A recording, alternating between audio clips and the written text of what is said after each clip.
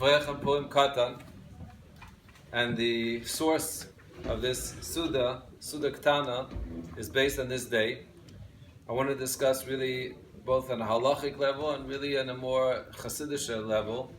Every holiday, every Yom Tov has the sparks of energy and the consciousness that were available when the miracle occurred.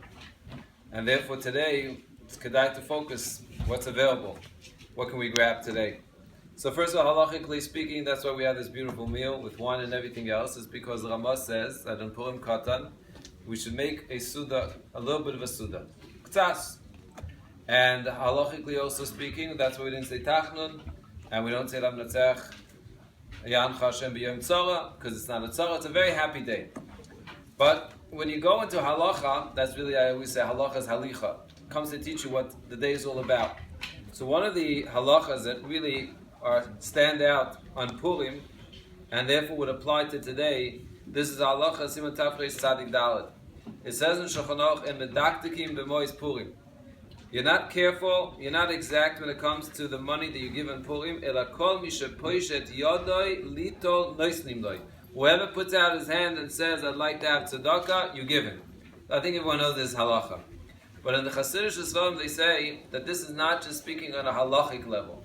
This is speaking on a Hasidic level, meaning to say that this is talking about your tefillas. This is talking about us. On Purim, we are poishet yad. We're all impoverished. We're all poor on a spiritual level. And we turn to the Rebbeinu Shalom and we say, in Shulchan Aruch, the halacha is, en medaktikim b'mois Purim, and therefore, kol mi shepoishet yad noisnim loi, someone puts out his hand, you give him, you don't ask, Rebbeinu Shalom do the same thing for us. This is a time where there's so much availability to call out to the Rebbeinu Shalom and say, Rebbeinu Shalom, help us out.